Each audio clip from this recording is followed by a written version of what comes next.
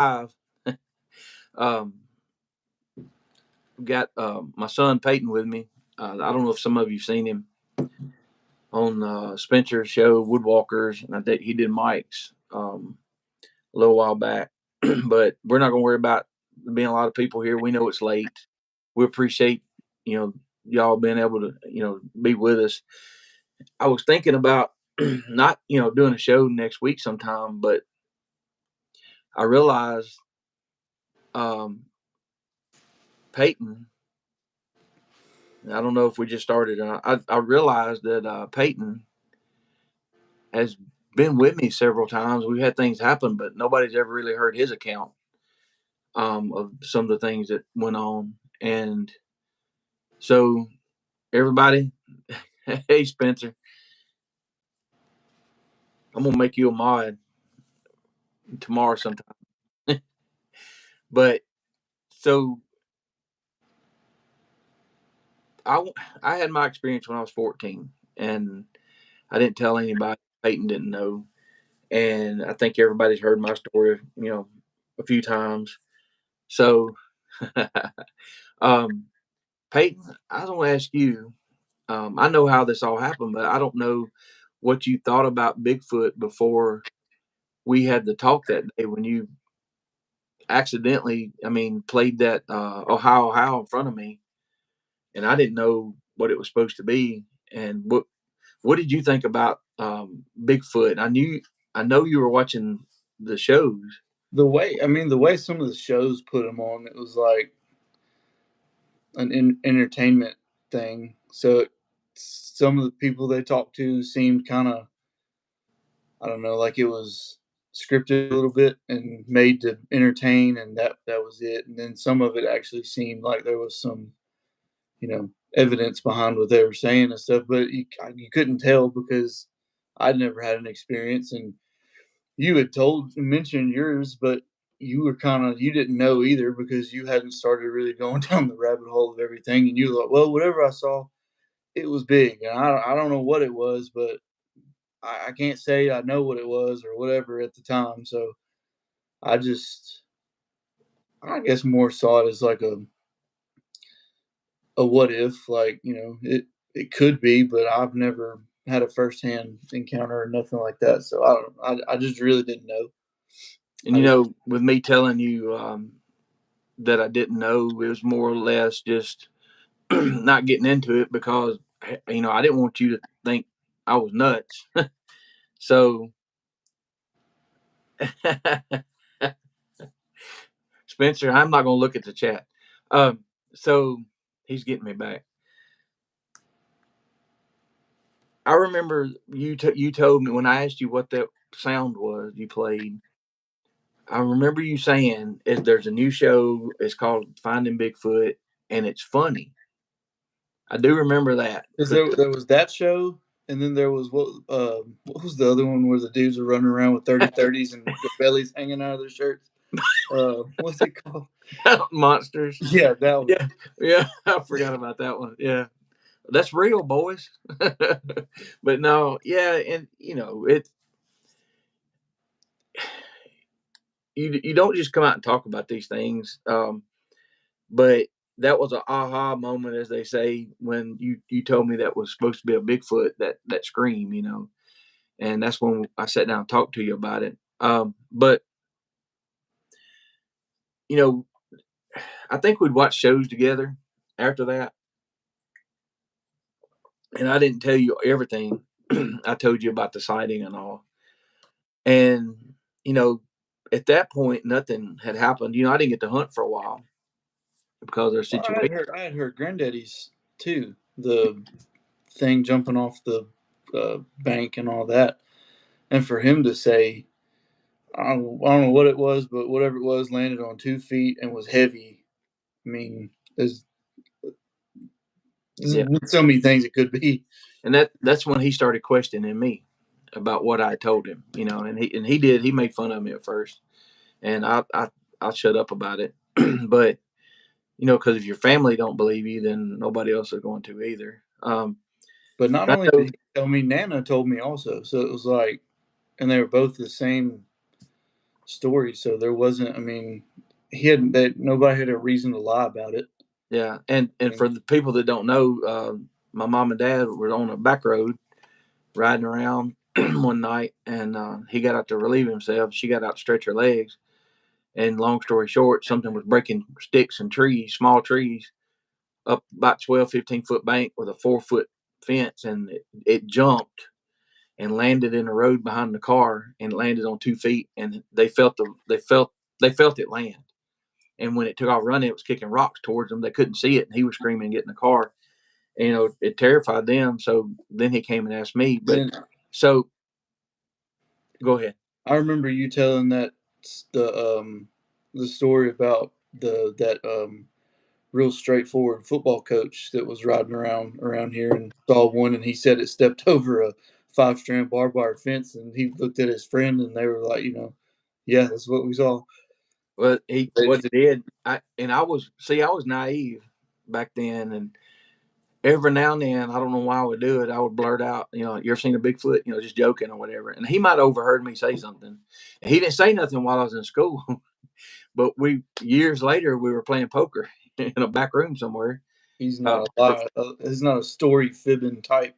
Right? No, and this guy's straightforward, and he asked me, had I ever seen one? And I'm like, yeah, you remember me talking about that? And he said, yeah. And then he told me that story, and he said the other coach, they both saw it walk across the road, took like one step, old country tar and chip road, stepped over the fence, and one step, and he said, did you see that? And he said, Bob said, I didn't see nothing. So he didn't want to tell anybody, for obvious reasons. That's not the only one he saw either. Him and his brother saw one while they were rabbit hunting, came out into a logging road and walked away from them. And actually, this guy's Don Odom, our buddy that some people know. It's his brother-in-law. So I had heard the story, and then I was telling Don like he didn't know, and he said, "Yeah, I know. He's my brother-in-law." And so he's the former game warden and MUFON investigator and all that. So people would come to him with things. I'm trying to get this glare out, but so it was out there by the time you started growing up. I didn't see nothing. So it was out there by the time you were growing up, and nothing happened until the day we were scouting that land. And I'm gonna let you tell from your side. I've told my side 10 times, but just start, how that happened. It happened so fast that it was like I remember we were walking going up that the hill that goes where it comes down to a V at, and we were going up the would be the right hand side of that, and we were standing there looking at that break that was actually facing the one that was in the middle of that thorny. Remember the thorny bush or tree that was snapped? It was facing that way, but we hadn't found that one yet. All right. And we were looking at just trying to figure out how could it have been, what manipulated it to break, because there was no bigger log or bigger limb that had fell. There was nothing that Agree. laying around it that could have broke it. It was just broke for no reason. Nothing. It wasn't like high winds or nothing, because nothing else was broke. So we were sitting there looking at that, and I remember hearing a clack of a rock being lobbed. No, your phone went off first and said, "I'm sorry, I don't understand," and then the clack of a rock being lobbed, and You talking about as it landed? yes, yeah, and I remember looking over my shoulder and seeing it rolling towards us, and I'm thinking, what in the world? And like you said, there's only so many things that can throw a rock, and deer and squirrels and rabbits aren't one of them. And we were thinking, well, could it have been a deer taking off and like running and pushing off down the hill and pushing a rock? And it wasn't that, because it wasn't. It was a that distinct sound of a rock being tossed up and plopping down on more rocks. So, and I just remember I looked at you and you're fiddling with your phone, and I'm looking around like, hey, are we, there's a rock thrown. Are we just going to ignore that? And you were like, no, let's kind of ease out of here and not, make any sudden movements or, whatever. But I wasn't even, I mean, I would say I wasn't even thinking Bigfoot throwing nothing. You know what I mean? Like, I guess it's like a denial thing where you're like, what? You're going through your head, what could have done that? Or like, somebody was messing with us, but you can't get in and out of where we are without, I can't walk back there being quiet, trying to be quiet without my clothes snagging on briars and making that scratching sound. And I mean, no matter how quiet you walk, there's a loose rock somewhere on between where my, stand is and the truck. And And it I'm was gonna it kick it. was There's just no, and there's if you could run up that hill and not break your ankle, I'd probably give anybody who could do that all the money in my bank account because it's impossible without hitting, a root sticking out of the ground and falling, or just twisting your ankle on all the those rocks that are stacked up on that side of the hill like that. So it's definitely whatever threw it was agile in getting away, or if it got away, I don't know. We right. never heard any running.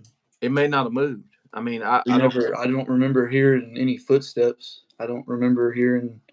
I mean, anything. It was just it was thrown, and then it was quiet. I do remember that when we were there, it was like there wasn't no birds chirping. No, we hadn't seen no deer like yet. I mean, we might have saw some on the way back. I think in a far field to our right walking back, but it was dead, and then that happened. So And it was really dry. So I mean, yeah, any of the leaves, it would have been impossible.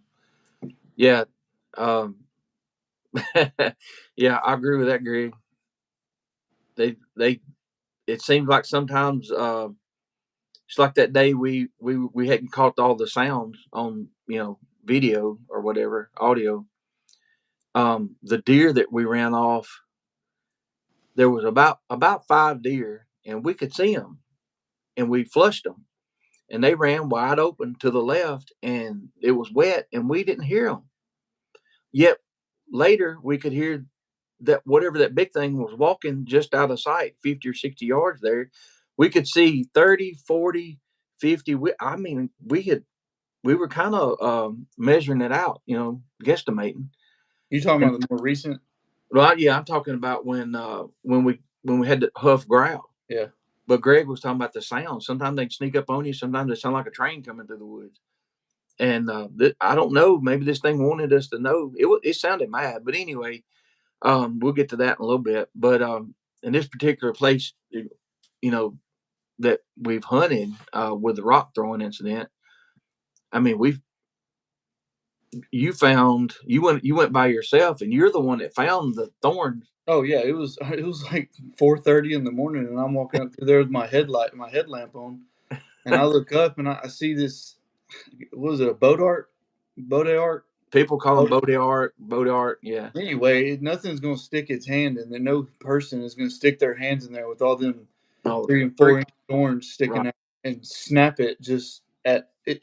It was eye level with me or higher where the And you're break was. Actually, the picture that I have, it looks like because I've got my phone holding it up right. where it is, and it looks like in the picture that it's eye level, but it's probably 6 or 7 inches over my head. And when you when I'm you took looking at it, I stopped right there because it's dark and cold, and I'm looking around to see, what again, what could have broke it. I was looking for like um where the landowner had come through, maybe with a bucket on their tractor or something, and had scraped it and broke it over or hit it with a bush hog or something. There was nothing. It was just broke. I mean, and a green break too. I mean, it was not a dead tree, and nothing else around it was broken. So I mean, you can rule out naders and all that stuff. and So, then and with the no scrapes on the bark and no thorns missing. You're right. We looked. I went back. I was surprised at how tall it was because of the way you took the picture and sent it to me. And the very next time I went up there, it was just a few days later when we walked up to it. I'm like, wow, that's bigger than I thought it was. It's just And one of the things that are like it's unexplainable. There's no how did like you know what I mean? It's like there's no explanation, but there is, and then you don't I don't know. It was definitely that honestly is probably the weirdest thing to me that's happened out there. well, Spencer says hard to talk about, but did y'all ever get that creepy feel? Hate to say it, but it's part of the science experiment, but it really is. Well, I'm gonna be honest. It Hey, Spencer, I'll send you the picture.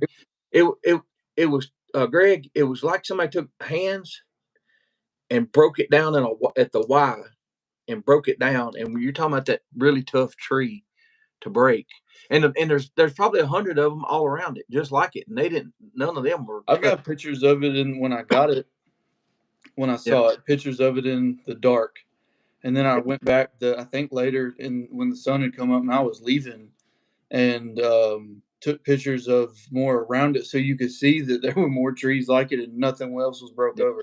And this is just, it's like there's a cattle trail, and then about 7 yards to the left of the cattle trail is that one lonely little tree sitting there all broke up, and it's like that was the only one, so it stuck out like a sore thumb. It was, and I Well, saw, I did kind of get a creeped out feeling about that, but like, because I'm like, what did that? Because there's once I started looking and seeing there was no scrape marks, no, I mean, nothing could have fallen and broke it. it's out in the middle of the field. It's out in the It's middle of grown up. yeah, so that I was kind of like, okay, well, I mean, I I kind of fast walked the other 100 yards to my stand and just ignored it. I guess didn't really I've never felt threatened or creeped out at that location. Have you? I mean, I know you said that, but any other time? never threatened, weirded out by the things broken, but Not like we got into a uh, little while ago. Now, that's not the only thing. We were walking in one morning before daylight, and the way we walk in together, and I carry my chair that I sit in. He's hunting. I'm there with him, so I get out of where he can't shoot me, unless he does it on purpose. So I get down in this little drainage ditch, basically, and backed up against this a huge oak tree there, and I was catch him coming through there in that field, and his tree stands way on up, and so we're walking and whispering a little bit, and then I just stop, and he keeps going, and I put my chair down, and that was the day we had something that smelt pretty rough that come in between us. you notice the two that day, we go out there. Every time we go out there, we at least see 3 or 4 deer. There might be little small does or mamas with babies, but every time. And then that day, it was like there was nothing, and it was like a good, what you would want deer hunting morning. Cool. I mean, wind was at my face. I don't know what. Well, it wouldn't have been at my face. It would have been blowing to my from my right, but to get to you. But it was just, I mean, and we didn't see anything that time that we smelt that stink dog smelling Yeah, rotten or rotten fleshy smell. and it come behind me, still dark. And first I thought, damn, I done sat here and something's dead. And then the breeze was coming, hit me right in the back of the head. Well, I only smelt it for like 2 or 3 seconds, and then I'm a little slow. I'm like, wait a minute, if it's something dead, it's not going to be moving. So I got on the radio real quietly and said, hey, we got something smelling bad and it's moving.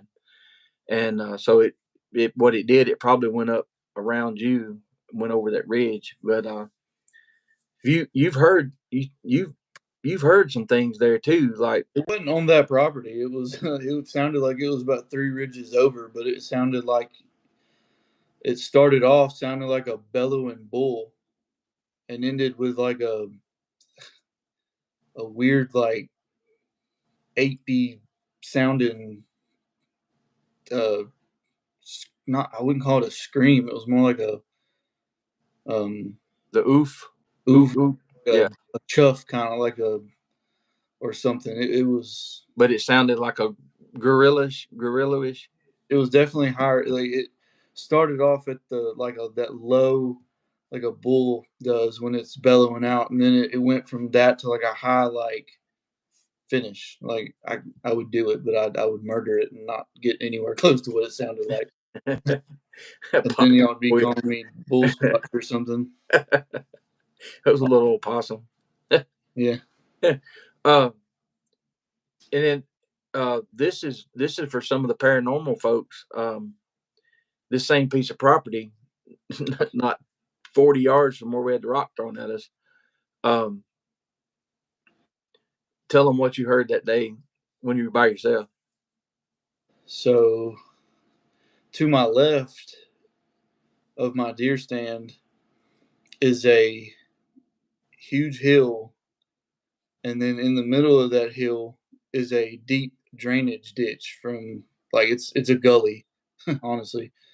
And I mean, there's some places that are probably 10-foot holes where the water washes everything out. And I remember I had went under the fence and then stepped over what was left of the fence on the other side, and I was standing there and I'm just kind of looking because that there's so much um, high brush around that place that you can sneak up on deer if you're quiet enough. You come around the corner and look, and you can see where they're going at least, and maybe beat them to it or whatever.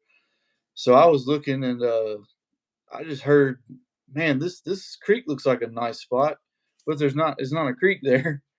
And it wasn't like I remember we were talking about it the other day, and someone asked me, "Was it what kind? What it sounded like?" It wasn't like a deep, authoritative voice. It honestly sounded like a 17-year-old man, like a boy that hadn't got a deep voice yet, kind of crackly sounding, like a young kid.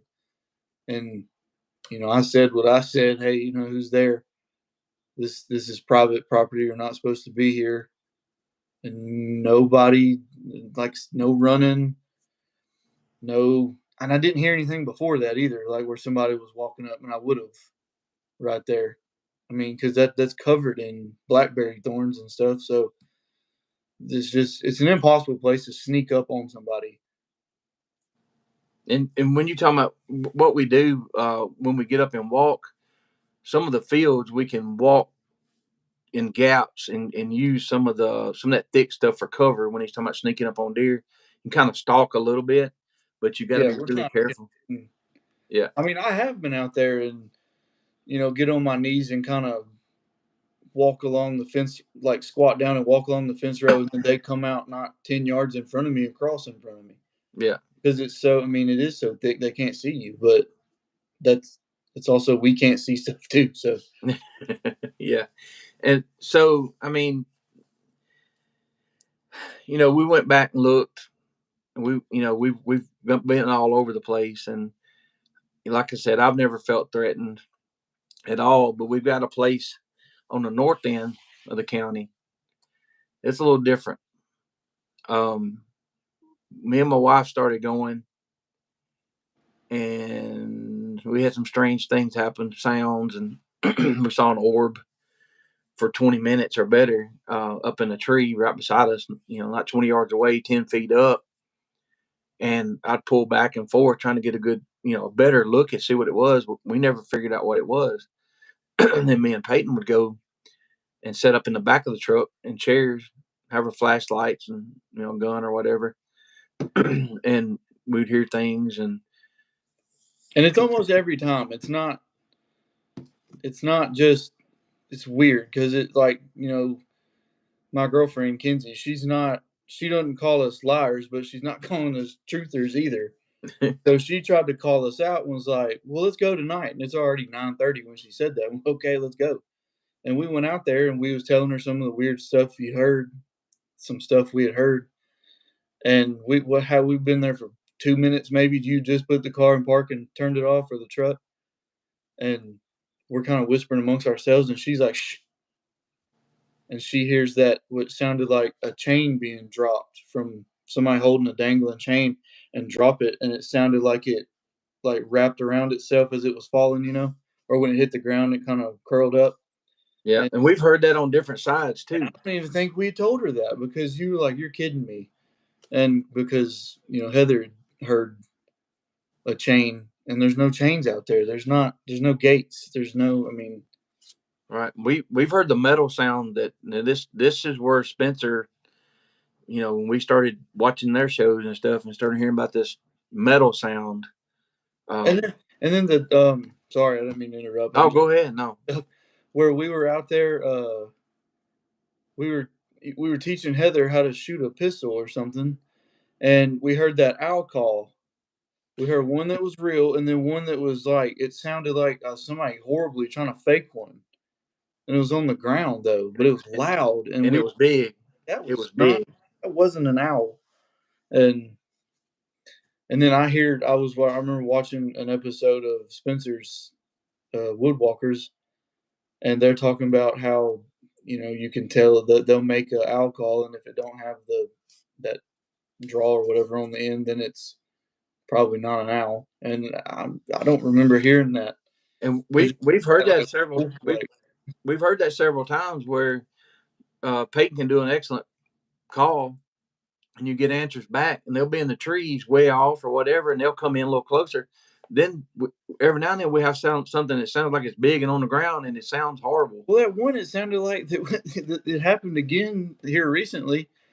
It sounded like someone plugged an amp up and like screamed it into a microphone, and Yeah, the other ones were not that loud. And I don't know. It was. that's Spencer's power suggestion. But no, we knew though as soon as we heard these owls all our life, but this thing does it, screams out, and it's horrible. And we look at each other like, what was that? You know, and oh man, there's so much at this place. Go ahead and tell some of the stuff Well, that you remember when we was in the truck? We was in the truck. We really wasn't hearing nothing, and we got out to pee. And we're standing on both sides of the truck, and we both look at each other. And to me, it smelled like corn whiskey, moonshine, rotten, something fermented, like nasty. And you got a smell too, but you described it. I can't remember. It was different for you, but it was just out of nowhere, and it just come with the wind and went with the like, and it wasn't there anymore. And then we'd smell it later, like, but the wind never changed direction. So it was like it was walking in front of us or whatever direction. I don't remember where the wind was coming from at that time, but I do yeah, remember we made sure it wasn't moving, and then that smell would come in and come out, come in and come out. It wasn't like uh, a constant lingering smell. You know what I mean? Yeah, that's one, and I can't think of anything else. well, when me and Kenzie, we were sitting on, I was in the driver's seat, she's behind me, you were in the passenger seat, and Heather was behind you, so y'all on the right side, we're on the left, and I heard what sounded like a cow with 2 feet, big as a cow, boom, boom, come off one of those big rocks over, just I'm 20 yards away, 25 at the most probably. And it's pitch dark. And I heard it and I turned and asked Miss Kenzie, I said, did you hear that? She said, yeah, it sounded like a cow, but it was only 2 feet. And I was like, oh shit. I heard the same thing. And that was close to us. So sometimes it feels like they're circling us because sitting in a field and we've got thick cover on all sides. There's one way And there's in, so one many. way You out. remember the time we was walking out through there? I can't remember if this was before or after the sound we got on tape, but it was like um that big tree just sounded like it was pushed over and no wind was blowing. It was a tree pushed out, like it was already dead. Obviously, there wasn't no the snap and crackle and all that. It was just like you could hear it like tearing up the dirt and the roots was breaking, and then it just hit the ground. And like there was no wind. The And it, ground was not. It wasn't wet either. and it was big. It was a big tree.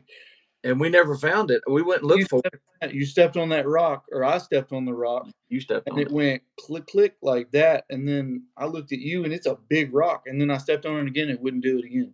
And I was But jumping up and down on it. We couldn't get rocks were balancing on each other like that, and then it wouldn't do it again.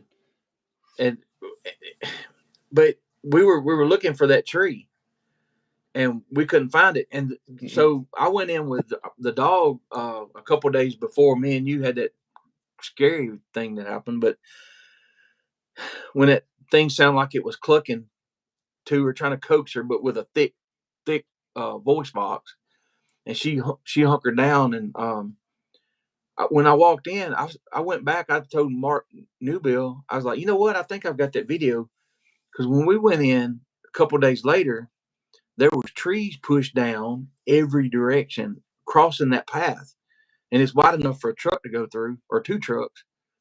And that was a couple days later, and we were trying to figure out if it had rain, but there was no storm, not for that kind of damage, and they weren't all laid the same way. They were everywhere. And but just a few days before that, couple days, is when Honey got scared, and I either had two things on top of me that I couldn't see, or one was really fast and covering ground in that dry leaves. So anyway, me and Peyton, we get to watching all these dumb YouTube shows, and I decided, hey, let's do some gifting. So I'm like, well, if I got a couple apples and got oranges, and we figured out maybe Bigfoot don't like oranges. They don't like.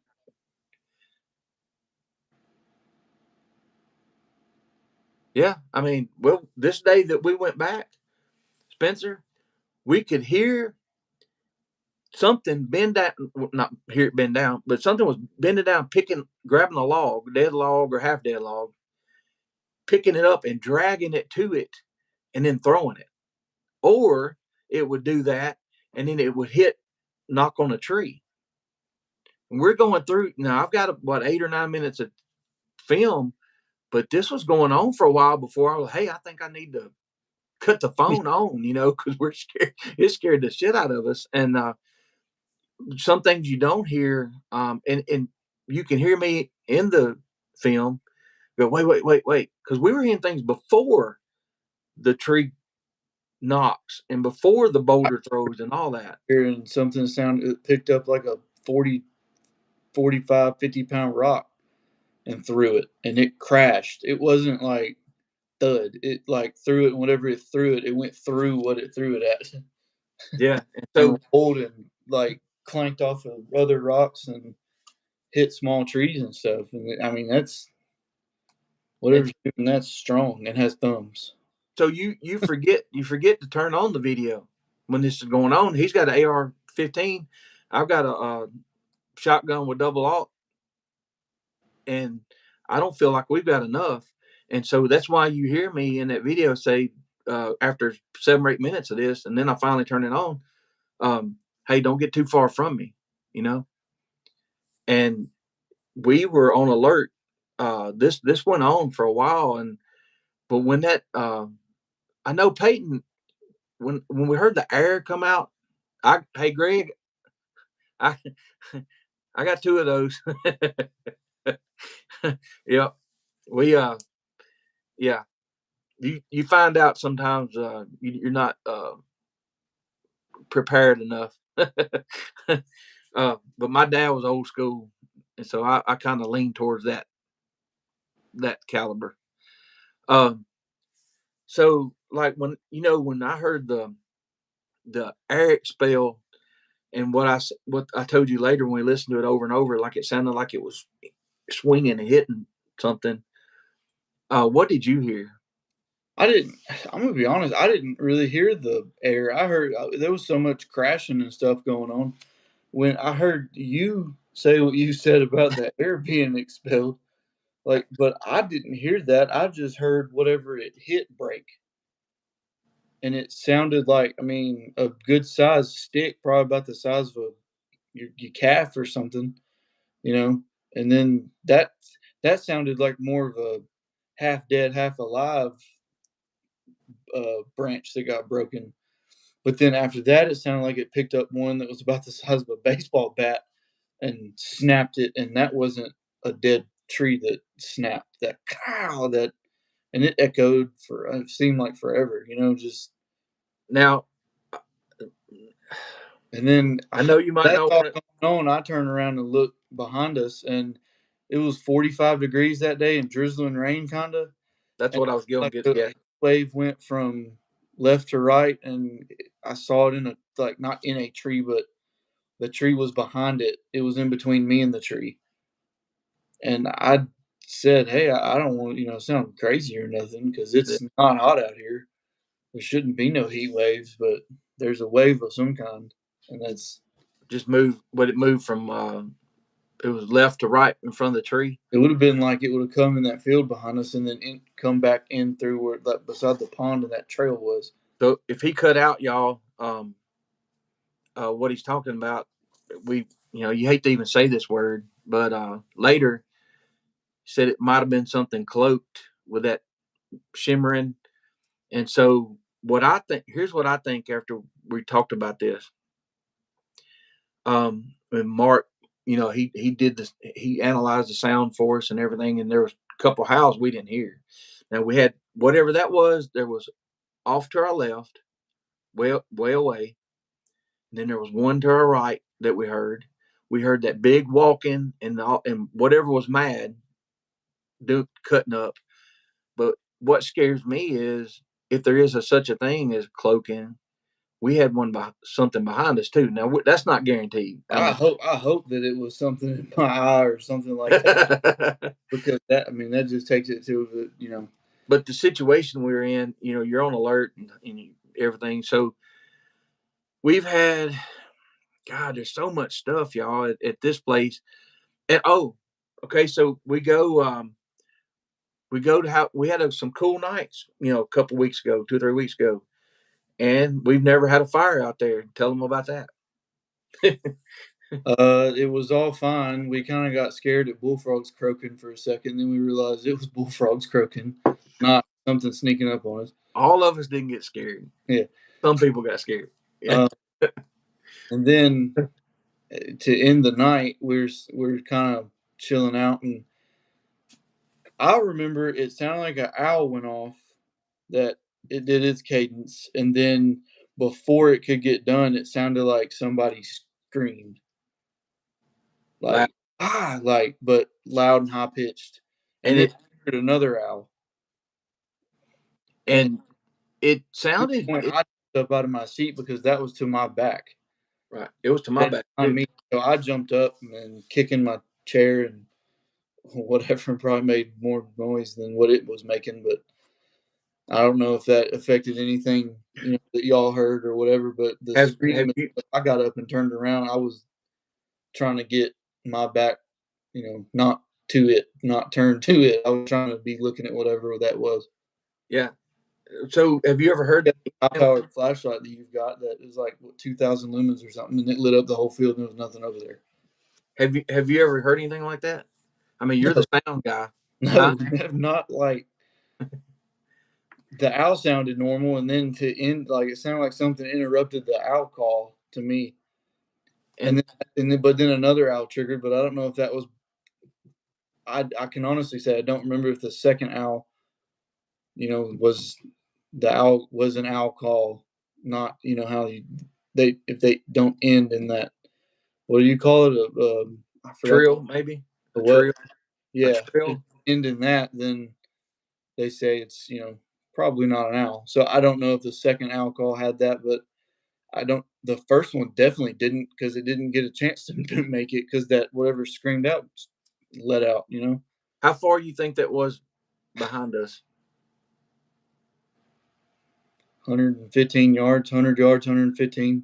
Think it was that far? Because where we were shooting that day was a laser at 80, and we went up from that straight down the driveway. I mean, I would guess 115. Yeah. Well, the here's the only other option that I don't know what it was anyway, but somebody there's nobody lives around there. Nobody's supposed to be on the land. walking in these snake infested rocky woods to come over to this field and at, potentially at fall in a 10-foot deep hole and yeah, never seen again because they're out there and that place. after midnight, just to walk into a field and scream at us like, and it sounded human. It had a human sound to it, and it went up really high and then tailed off. And you noticed when you jumped up, you looked at me. I was watching you to see how I needed to react. And the party was over after that. We had to put the fire out. People was getting in trucks and grabbing blankets and coolers, and people started pouring my beer on the fire, and I wouldn't do anything about that. Some of them didn't grab anything No, but a door handle. But yeah, I mean, and this is all at the same location. Um, so we're about 40 minutes in. So I know there's some people here likes paranormal stuff. Um, and I know some people hadn't heard your dog story. So let's. So I don't. Can you tell where you work at, or what area you work at? I guess they wouldn't care, would they? I don't know. I mean, So he works he works for a company that's doing some work for Jack Daniels in Lynchburg, and y'all are in the barrel houses, right? yeah. I'll start at the first one and then go to the last one. So the first time I'd been there like 2 weeks, and it was in February, and we had gotten done. We were packing up, getting ready to leave, and I just started there. So I think and I like whiskeys and stuff like that. So I thought it was cool just to be there. Not many people get to see the inside, of a barrel house and how it's all the inner workings of how that is. So I'm walking around, looking around, and I'm on the bottom floor, and it sounded like somebody with that old leather bottom boots was walking on the top right above me. That clop, clop, clop, and it went all the way to the end, and it stopped. And I'm like, that was weird. And I asked my foreman, I'm like, hey, is anybody in here with us? I don't see any vans out here, trucks or anything. No, we're the only one. He was sitting at the front door, so he would have seen if anybody walked in. Did he hear it? No, he thought I was crazy because I told him what I heard, and he was like, "Oh man, that's whatever." And I'm like, "This is what I heard, dude. I don't know what to tell you." And, So I and went for upstairs people, to look too. I didn't take his word for it. I went upstairs to look, and I went on all the floors and looked, and there was nobody there. and So how tight is security at these places? I mean, ATF is on site, so if that tells you anything, Yeah, so there you just can't walk nobody around. sneaking in. Yeah, you everybody has to be accounted for You where they're at, ID. right? You have an ID that they give you, and when you give it to them at the gate, they keep it all day until you leave, and they give you a little tag to keep up with, and you better have it when they come through asking for it. So, I mean, it's not like somebody just if anybody's in there, it's a barrel guy. But then the second thing, this was a few months later. Um, this dude, he started working with us, and him and his foreman they're into the paranormal and the spooky stuff, and the Bigfoot stuff and alien, all that. They like to they've worked in some crazy places out in Nevada and stuff and seen some crazy stuff. But we were we were leaving, and these doors are the ones that we have to shut. They've got this like big it's a lock, and it's like it's a big piece of welded on metal that's about that long, about 10-12 inches long, and it's like welded to the door, and then it goes into a latch or whatever, and then there's like four locks on the door. But anyway, so like these doors are heavy metal, steel doors or whatever, and um, my buddy had just shut the door, and it's not locked, but it's like where it's hard to explain. It's like a little it's like a sleeve kind of. It goes in, and then it's got a place for a deadbolt or whatever, not a deadbolt, but a padlock. And he closes the door, and you got to give them a good jerk because they're. I mean, it's an old settled warehouse, so the doors are kind of hard to open sometimes.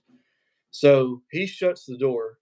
Everybody that was in the barrel house is behind us in their trucks, sitting in the air conditioning, getting ready to leave. Everybody's gathering up their tools. As soon as he shuts the door and turns around, you hear two footsteps, boom, boom, and then it sounded like somebody threw their shoulder into the door trying to open it, like they were locked in. It was loud, like there was no mistaking it. Everybody, the three people that were right there, heard it, and I looked at my friend that was down with me, and the other guys on the dock, and the dude on the dock looks behind him at the door and reaches down and grabs about a 14-inch piece of 1 inch, 14. It was about 14 inches long, piece of 1 inch pipe. And he said, "What was that?" I was like, "I don't know, but I don't think that pipe's gonna handle it. Whatever."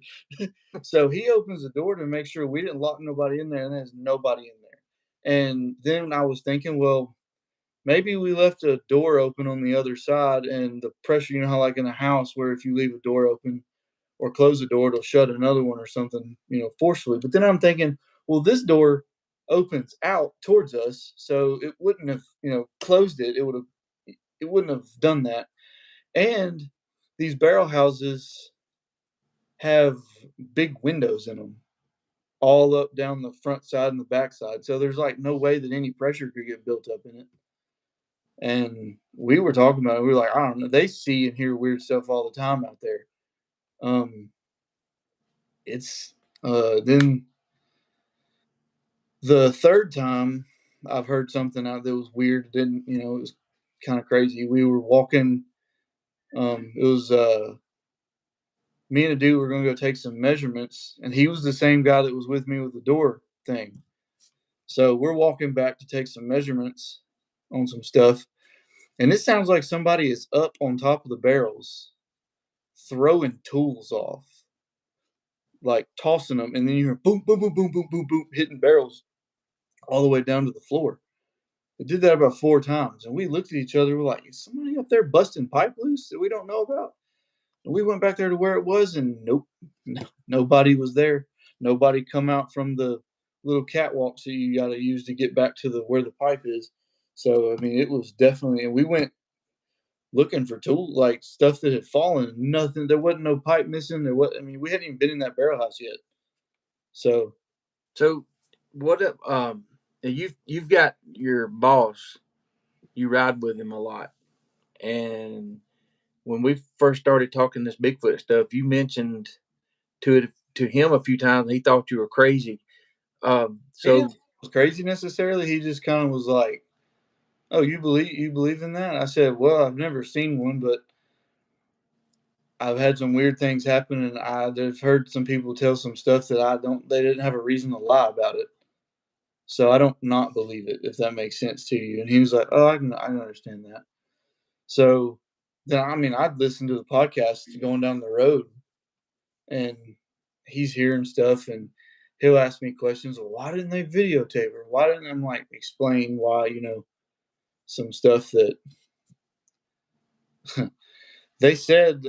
What do you think about that, Peyton? One of the guys said, "Come out here about 2 o'clock in the morning if you think what y'all have heard is weird." No shit. Good dog, I'm good. You can have it. So I think they said that they've talked about doing like tours out there at that late at night. they'd probably make some big money. Yeah, they'd make money. I would probably pay to do it. Honestly, I mean, if there was 14 or 15 of us out there, but Not me. I don't know. I mean, not me. With what I was getting at with your boss. I know you've told me he wasn't too sure, but the podcast he's listening to these podcasts while you're going down the road, and now he's starting to recall things that happened on their farm that they didn't put two and two together, and it might not be anything, but it was strange. Well, there's one. There's he showed me the spot, and there's this hunting spot that he's got, and it's like a pretty thick, about a 400-yard circle of woods in the middle of this field, and deer come in there for the acorns and everything else, coming and getting cover out of that field. And there's a tree that's perfect, like a shooting table that has fallen over, because you can sit on a branch that has fallen down, and then you can rest your gun on the trunk of the tree. And you can probably fit like 6 people on this thing, to be honest. And he said that him and his cousin was out there, and he said that they heard something scream, so loud. He said, my cousin like dropped his gun and covered his ears. He said, we didn't know what it was. Bigfoot wasn't a thought or nothing. And it might not have been. There's no telling what it was, but he said it kind of sounds like what these people were talking about with the shaking you and all that. And then he's also said that they found a cow in their field, dead, healthy cow, young, it was a healthy mama cow, just dead for no reason in this field. And then when they got up on her, they saw that he said it looked like you beat her to death, like something beat her to death. And also, he mentioned it having a bite taken out of its jaw, like the jaw had a clean like bite through on the side of its face. And he said, that sounds, what's going to do that? Coyote's not going to do that. I don't even know if they got enough jaw muscles to jaw, you know, And what? to bite through a side. And I didn't. He said it was a pretty noticeable. Not it wasn't a little nibble. It was a big bite. Well, and you think about stuff like that. What a wasted opportunity, because nobody, they don't wonder what it is. You could have went and kind of looked at it. He said they were thinking mountain lion or some kind of bear or something. We don't have bears. Exactly, but I mean, you got the stray one that comes down Yeah. every 10 years, but they didn't know. So he said that his granddad found some. There was hair that wasn't there, like that wasn't the cow's hair. It was like coarse black, light. It sounds great. Light black, dark brown lit looking, real rough, greasy. He said his granddad sent it in to be tested to see what it was, to see what he was dealing with. Like, was it a pack of coyotes, wolves, whatever, mountain lion, and it come back as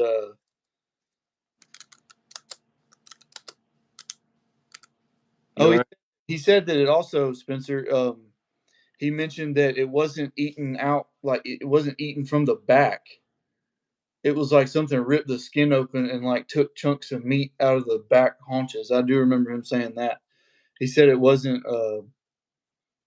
like coyotes will go in from the rear end first because that's the softest tissue to get through, or the belly. He's like, this was like ripped up the side where the back leg would be, and like something reached in and like tore meat off the bone is what it looked like. And I wished I could have seen it so we could have looked at maybe what kind of teeth it was, but though, he was like 14 or something. Right. But so, it's funny when people start actually hearing, like, say if they watch woodwalkers for the first time. And I've even talked to people on my van when I'm carrying them, when they act interested. No, I ain't never. Then I start asking them questions. Well, now wait a minute. Me and my daddy was cutting wood, and we heard it scream one time. It shook us, and my daddy said we got to go. And he said I didn't think it. And like you said, it may not have been right, but when you don't know, you hear something strange. You don't have anybody to talk to, or you used not. So all these wasted opportunities that probably in every county all over the country, but I know.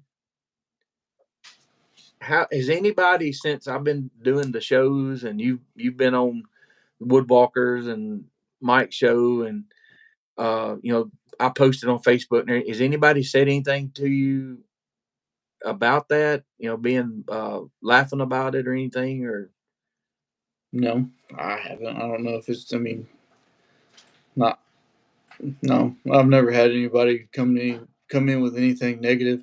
But I also pick my battles too. I just don't go show it to people that that are gonna be closed minded to it or whatever, because that's asking to get made fun of or something. So I won't. I don't really bring it up unless it gets brought up, and then I'll be like, "Hey, well, you should go check this, and this, and this out. Tell me what you think about it. Don't. I'm not gonna tell you, hey, form your own opinion by all means, but yeah, I've never had anybody say anything negative.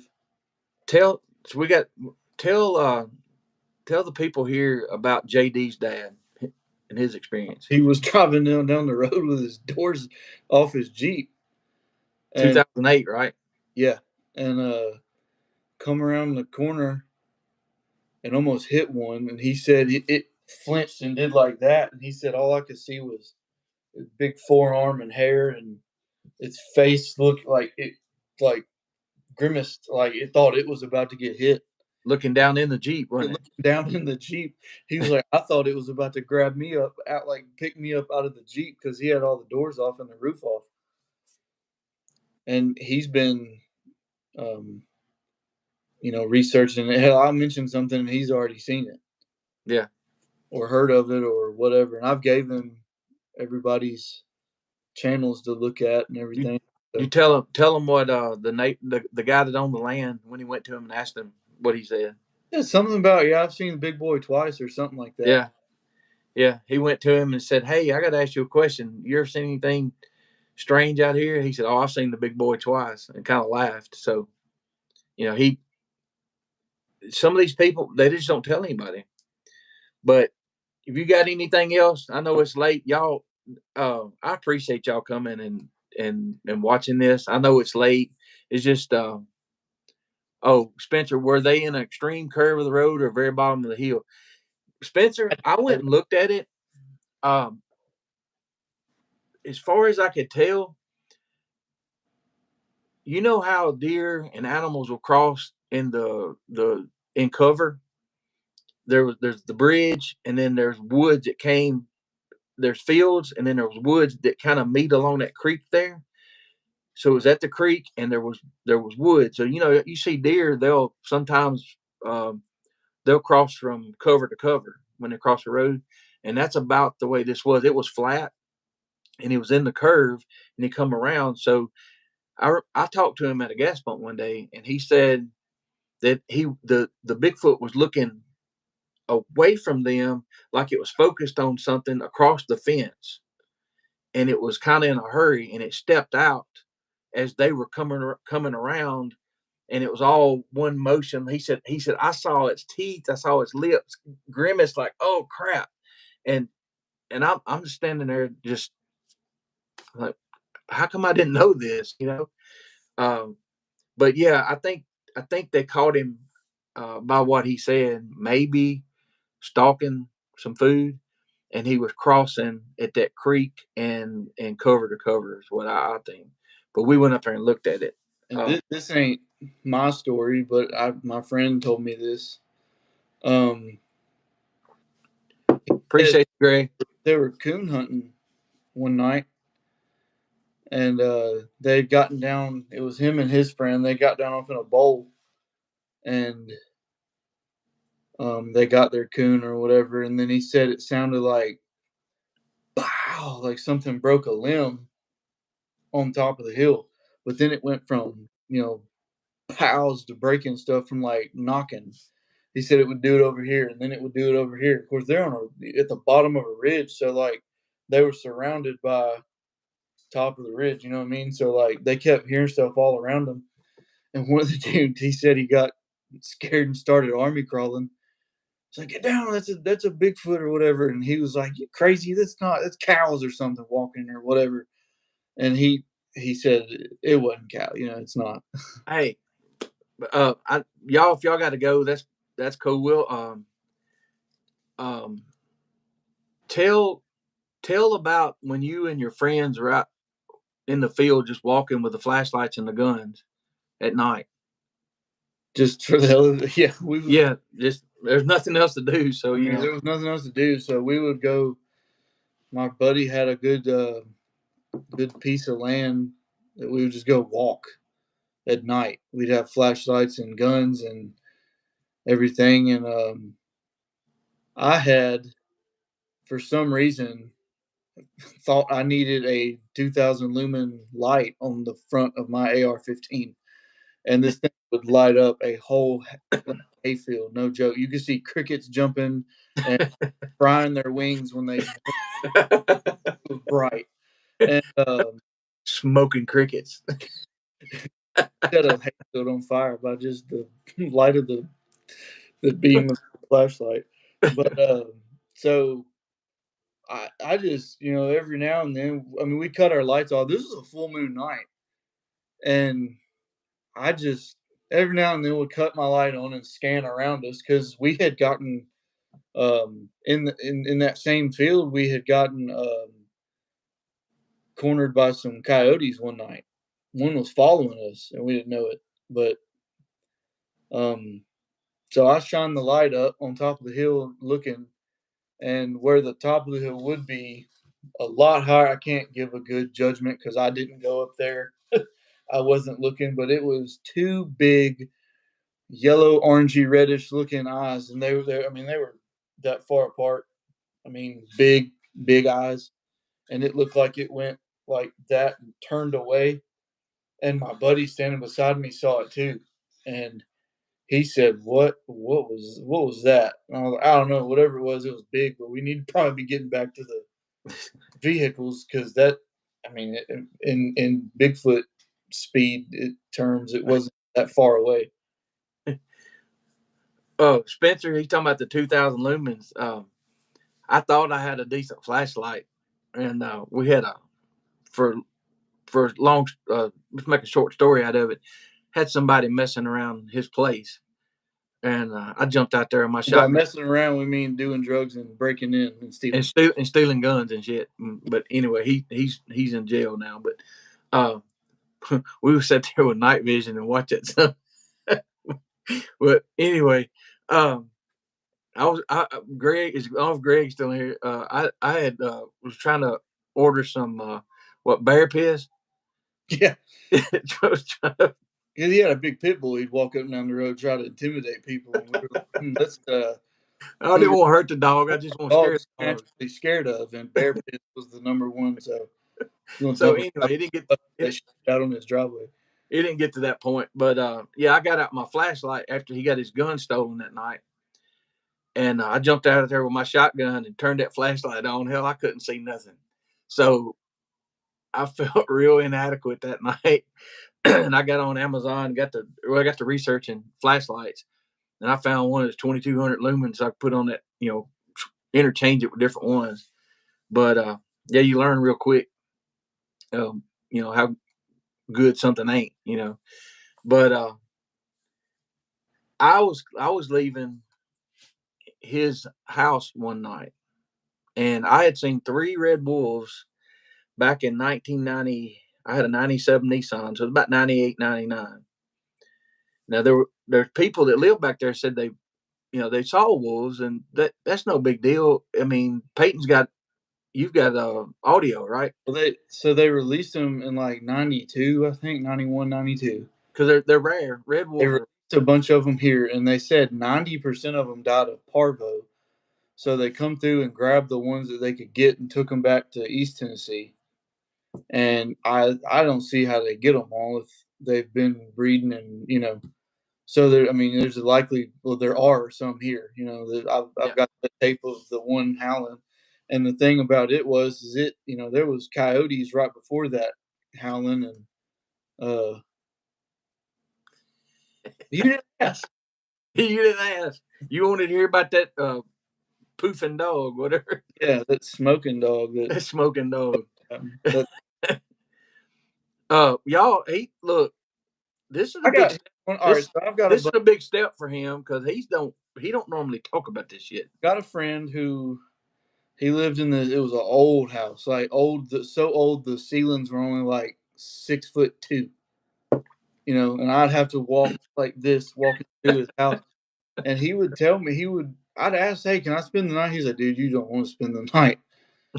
He was like, this place is haunted. And he said, I'm used to it, but just trust me, you don't want to spend the night.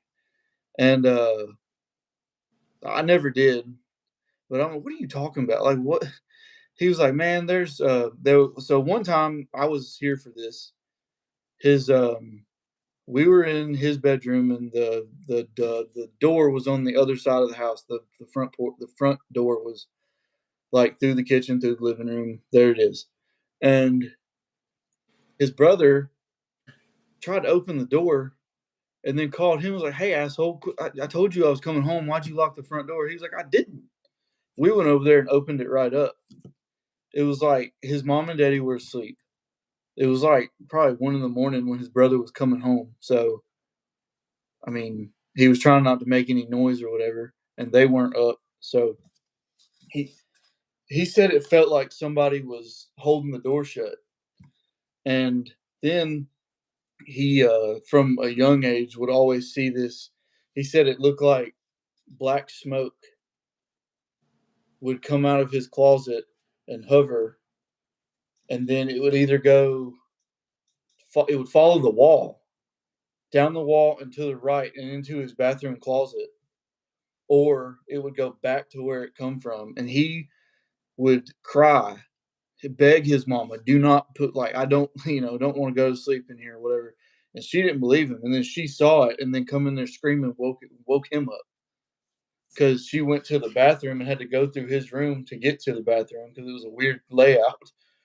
And she opened his door and kind of flipped his lamp on so she could see. And she told me this, it was sitting there hovering, and like there was like a ball, and then there was like smoke around it, black smoke, and it went to his closet door that was open. And he said we saw that all the time. And I was like, yeah, you can have it because I don't want no parts. Well, one thing when you talking about the red eyes, you remember I left your place that night and started. They call it Devil's Backbone, and you're going up and up and up. Well, there's trees, large trees, straight up in the limb. The first limb was 20, 30 foot or more, and just really pretty trees on that left side, right up that bank.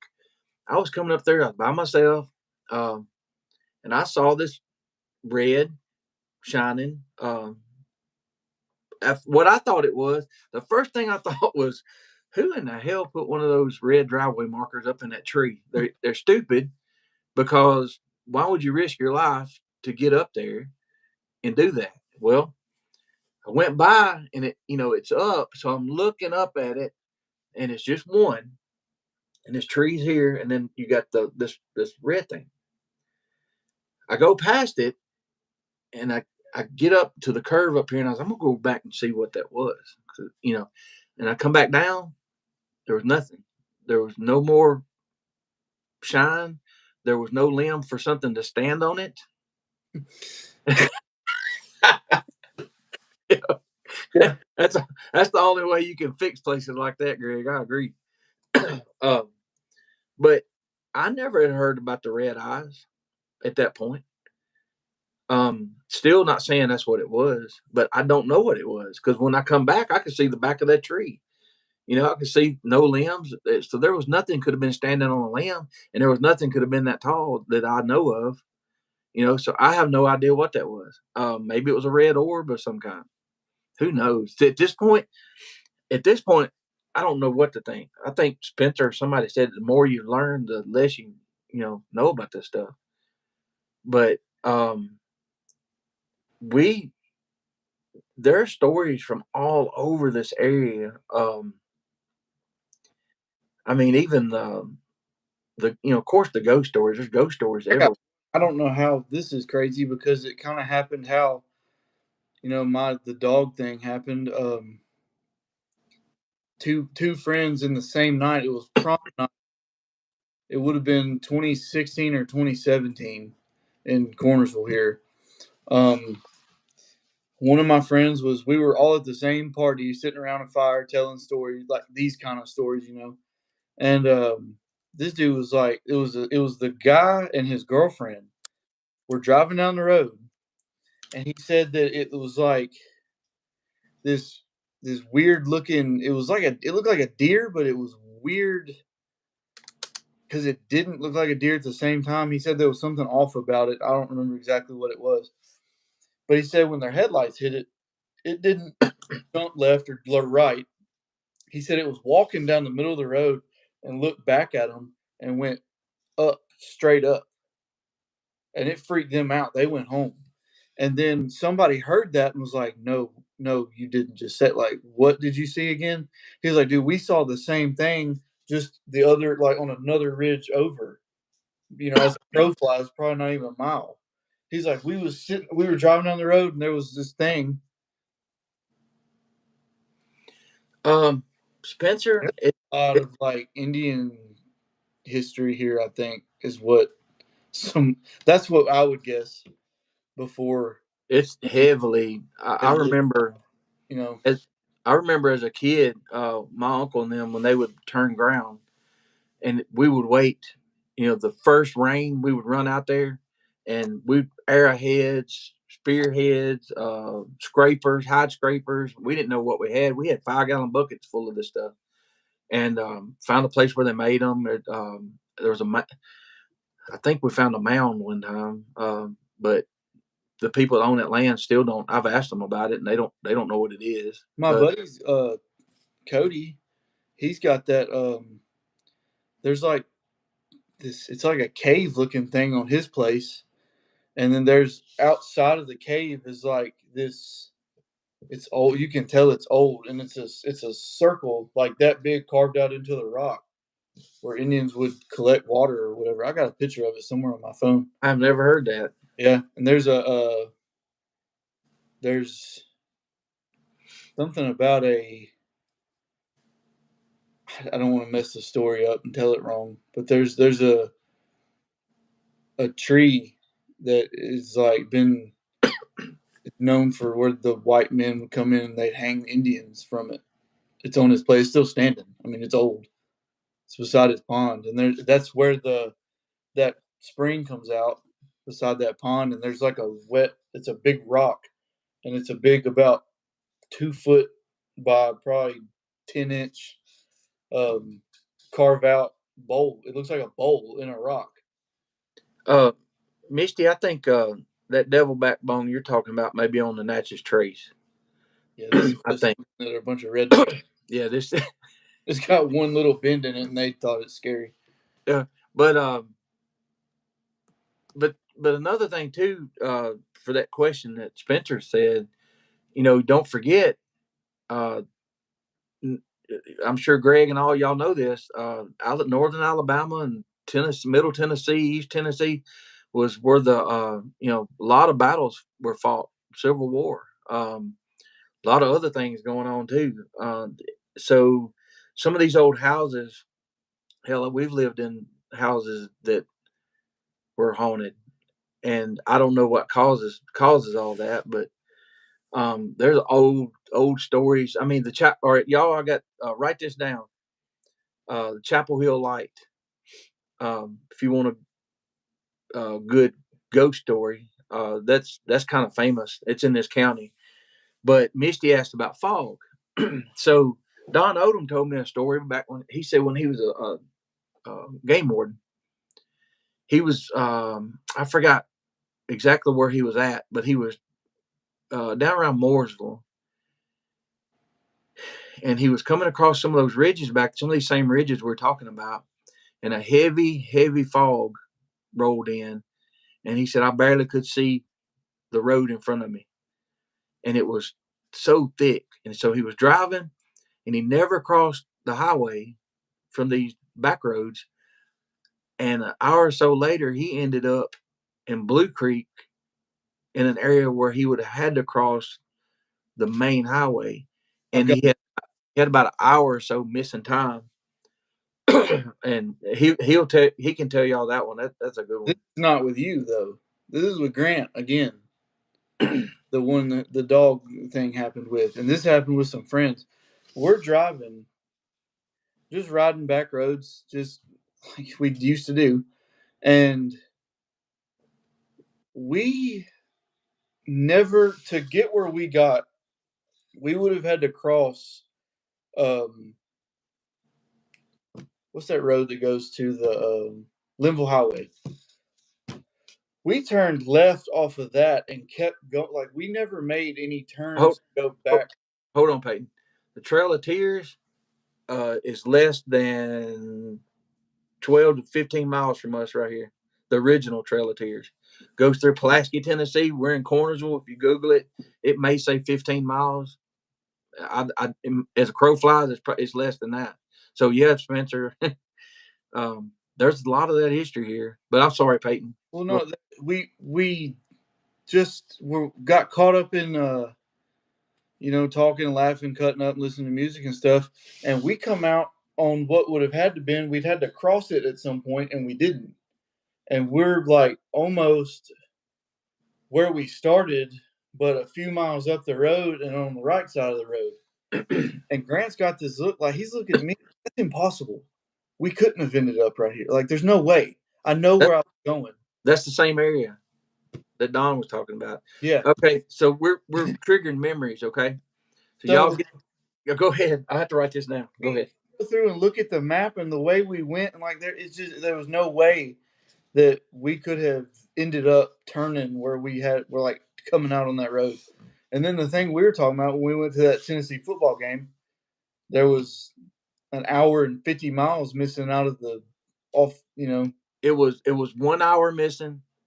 It was And like it was miles. 69 or 70 miles off Yeah. it wasn't on the truck.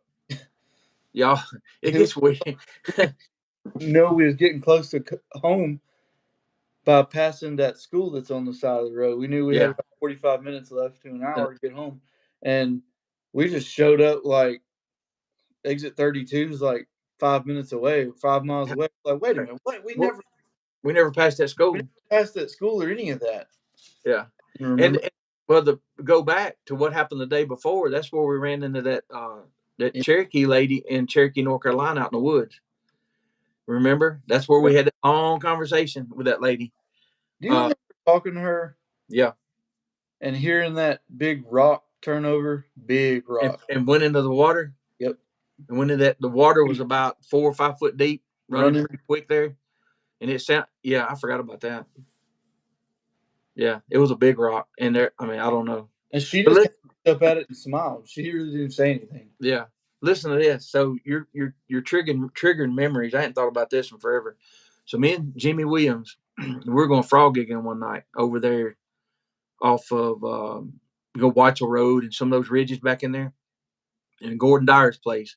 And we had permission to go in any pond we wanted to. Oh my God, Spencer! What? Looked it up. Your area has magnetic ley lines right there in the aquifer. Hey, can you send me a link to some of that, please, sir? So listen to this. Shut up, Spencer. Go away. Quit research, please. Stop. Stop, Spencer. So no, okay. So I hadn't thought about this in 30 years, I guess. So anyway, we're out. That's all we had to do back then. We would fish on the creek. We'd have a fire. We'd frog gig or catch frog, whatever. So we were going frog gigging, and we were hitting the ponds. And about little after midnight, about 12:30 or so, we were up on that ridge, and we couldn't go down in there because the gate was locked. So what we would do, we'd park the truck at the top of the hill at the gate, right offside the road, walk through all the way down this pond, and it was a lot of work, but it was worth it because nobody else got to do what we were doing. And we'd have a whole mess of frogs, and we'd be cleaning them around daylight. So 12:30, it's a 15-minute walk to the pond, and I believe Mac McKnight's with us too. That night, we walk down there. I'm up on the bank shining the light for them, and they've got the gigs, and they're going around. And what the time passed by couldn't have been no more than 45 minutes to an hour. We wasn't in a hurry. And so that would put it about 1:30. let's say 2 o'clock maximum. We're coming back up that hill, and I'm not even thinking about it. I see a doe across the road in that other field, and she's skylined. The sun's coming up, barely, breaking day. And I said, "Daggone, there's a doe standing right over there." And Jimmy's like, "Yeah." Mac said, "What damn time is it?" How long was we down there? And I'm like, "Holy crap." Oh, we went down there, 4 or 5 hours, whatever it was, 3, 4 hours. I don't know if it was getting daylight. If it's getting daylight at 5 o'clock, that's a lot of missing time. But what's funny about stuff like that is we look at each other like, huh, and nobody ever talks about it again. You mentioned frog gigging. We was out. This is again before we thought anything about Bigfoot or anything like that. You know what I'm saying? Like, so Cody's got this pond on his place, and it's got big frogs in it, and it's also, but it's like got a barbed wire fence, and then like a cedar thicket fence going around it. You have to like crawl on your hands and knees to get through the cedars. They're so thick, you know what I mean? And I've got that light. It's not on the AR, but I've got that light just in my hand, using it as a frog, find frogs. We come up over the crest of the little, because you gotta come, up the little mound or whatever to get to the pond, and there's no cows can get in there at all. Well, I shine my light on the pond, and like I start to my right and go start scanning from left to right or right to left, and it sounded like a bolt, like something massive jumped out of the water, bloosh, bloosh, bloosh, and then went on the other side of the pond, and you could hear it running away. And I'm like, "What the hell was that?" And they're like, "Oh," like they weren't even. I'm like, "No, that was big, and there's no cows in here." But you could hear it do do do like running through that hard rocky ground that's out there, and I'm thinking, what was that? Because I never saw it. All I could see, I saw water ripples, where it had splashed, but I'd never, because I'm coming around from right to left, and right as I get about right here, it's right here in front of me, directly in front of me, and I hear that, and when I come across, it's gone. It's already gone, and I'm hearing, and it's behind. It's on the other side of the trees, running away. It got through them trees, out of the pond, out of the middle of the pond, and through them trees faster than I could turn my light towards it. And they didn't think anything about it. They're like, "Oh, it's probably a cow got it." I'm like, "No, a cow's not going to jump the bank like that, like how it had to have done, because it had a 4 foot, probably it was 4 foot bank from the being on the bank to the water." This has nothing to do with Bigfoot or anything like that, but you trigger memories. I probably never told you this. We were frog gigging one night back in my uncle's place. He had 2 or 3 ponds there. It was later like stair stepped, and he had a mean ass bull, black bull, and he was supposed to be in another field. So me and Scott were out there. I had a 9mm, on my hip. That's all I had. Had a little cheap flashlight, one of them $5 plastic flashlights, and we're walking back, and I shine the light. I got a Jeep Pioneer, the 4-wheel drive pickup truck, old one. And I said, "All right, there's the truck." And then I scanned like you're talking about, and it's just black void. And I'm like, what the crap? My eyes playing a trick on me? It's like it soaked up all the light. And all of a sudden, like when you almost hit that one in your Mustang, I know. Yeah, yeah. It's a bull, and he stomped, and I'm like, "Oh crap." I said, "Can we make it to the truck?" And Scott was like, don't let him get us. Don't let him get us. You shoot him." I'm like, "I ain't got nothing big enough to hurt that bull." And I said, "Listen, let's walk. Don't make no sudden movements. I'll keep the light still. But here's what we're gonna do. If he takes off after us, I'm gonna throw the light that way, and then we're gonna run towards the truck." And then I got to looking at the bull, and I'm like, if he wants to roll his little truck, he kill us. Yeah, so man, that's a good conversation to have, y'all, about the ley lines. I don't this What are ley lines? Yeah, Educate me on something. well, I'll have to later because I have to look up. So not only do we have the paranormal stuff and the Bigfoot stuff, we've also got the UFO stuff, and we've had it for a long time. The first one I ever saw, the only one I saw two, but one I was so young, I thought it was a dream until mom and daddy got talking about it, years later, and I'm like, wait a minute, that was real. It was a cigar shape, and my dad and mom saw it at the same time too. But anyway, the one I saw, keep it from being a long story, it come across the sky and it sat down behind some trees, and when it left, it went straight up so fast, and there's no clouds in the sky. About October, cool night. And I asked a UFO investigator the other night before we went on on Mike's show. I'm like, this just hit me. I know there was no sound, and I know that when it left at the speed it left, if there'd been any kind of human or any kind of just flesh, anything flesh on there, it would have been mashed against the floor because I experienced 3 or 4 G's at Huntsville Space and Rocket Center in that ride they had to show you. I said, so that was impossible. Like your jaw's about to break when that happens, because I rode one at Disney, and I think it got up to 5 G's. Yeah. You kind of waver or something to go Feel in. like it's going to crush your bones. It felt like your jaw is about to shoot out the back of your head. So, but then this hit me a few days ago. They've been talking about these UAPs, and so it hit me not just a month ago. Wait a minute. Now, you guys in the chat, y'all shoot. If you shoot a subsonic round, there's no report. There's no breaking the sound barrier, right? No crack. But if you do break the sound barrier, I asked this guy, I said, why did I not hear a sonic boom as fast as that thing left and went out? And he said, if you see the Tic Tac video, if you'll notice, it has a cold area around it because they had that FLIR, whatever it is, or I don't know.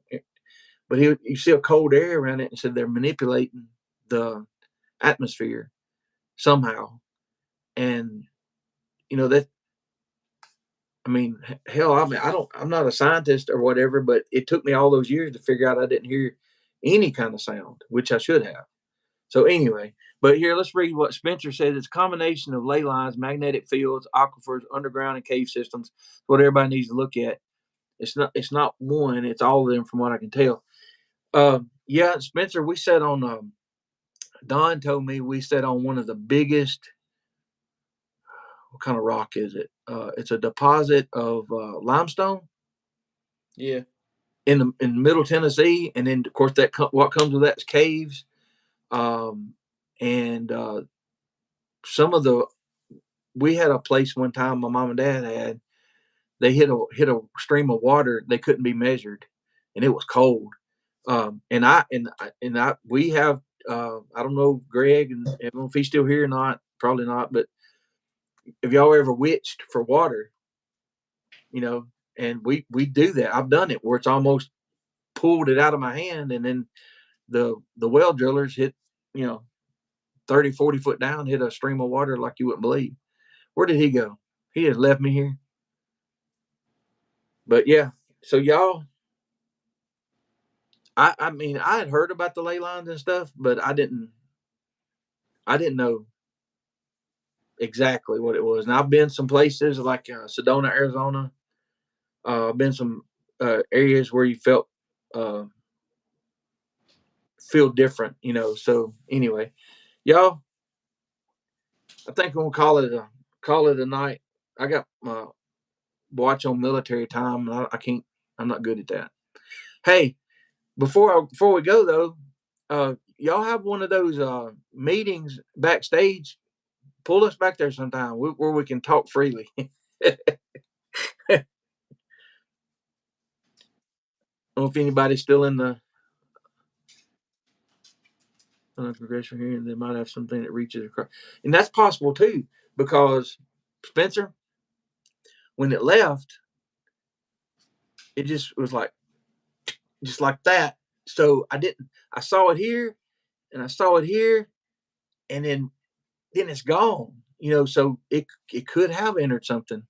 You remember the one I was telling you about when Mama first moved in that house on the road we live in now? Yeah. And we wasn't moved in yet, and we had been moving all day, and it had gotten dark, and I was out on the front porch, just kind of, you know, we hadn't lived in the country like that for a while, so I was like looking up at the sky and everything, and that light come over the house, or not over the house, but over the ridge or whatever, and it was huge. I mean, it looked like the size of a quarter in the sky. You know what I mean? So, it was pretty far away, and it just stopped, and it looked like it blew out, and then like sucked back in and was gone. I tell you, one of the more interesting ones you told me about But it was was when you looked up in the sky and saw that rectangle that was a different oh color yeah, blue. it Tell looked me about that. something trying to like match the cloud or match the shade of we got it the wrong like three shades off, trying to be like cloaky or whatever, trying to hide. I tried to video chat you that or whatever, but it wouldn't pick up. Yeah. It was like it was like the size of a football field. And it was a total different shade of light blue, dark blue, black color that the sky is. Well, Spencer's talking about the dowsing rods where I think that's where you put them and they cross or whatever. Do that at the water department, find water where the Y'all water did? were. They Yeah. would zigzag where they thought it was, and he'd hold the rods, and it would come together and touch when he got. And sure enough, every time we would dig, and it would there'd be a main there. Wow, Misty. I Yeah, y'all. If y'all Google that Chapel Hill Light, Marshall County, Tennessee, I actually got to see that. First trip we didn't see anything. So, oh, is Greg here? I'm on. Y'all got time? I want to tell a story. Greg was telling that story about that lady and she trading the ears for beers. I don't know if Peyton watched that or not, but I worked at the sheriff's department for 2 years right out of high school. I was a dispatcher and a jailer, and y'all, Spencer's leaving. Okay, I'm gonna tell this story so you can come back and watch this at whatever 92 minute mark. Okay, thank you for coming, Spencer. I'll tell this story and then we'll go. Uh, if you Google Chapel Hill Light, Marshall County, Tennessee. Yeah, yeah, that's pretty cool. I've actually seen that one. I think you might have heard me tell that on Bob, that one I sent, Bob Dizzle. But I want to tell this story. It's funny. And y'all show it to Greg later. I don't know if I can do it justice. All right, so we're an hour from Nashville. I was about 20 years old. I was working at the sheriff's department. We was working night shift. I was dispatcher. No training hardly at all. In Chapel Hill, where this train, this at the train tracks where the Chapel Hill Light has been seen, there have been people gotten killed because they were there, got stranded on the tracks or something happened, and a guy got killed in the company truck. And CSX, the company that owned the railroad, called the sheriff's department and said, if you see anybody up there, arrest them. We'll prosecute because we got it for their safety. And Misty said, "You like your shirt." um, On $14.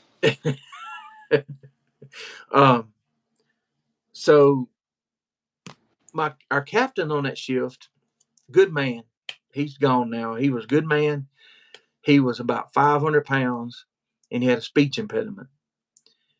And he talked like it right here. And his name was Phil.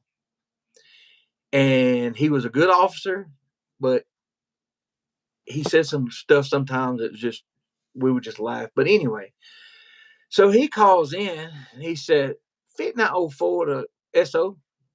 Go ahead, 5904.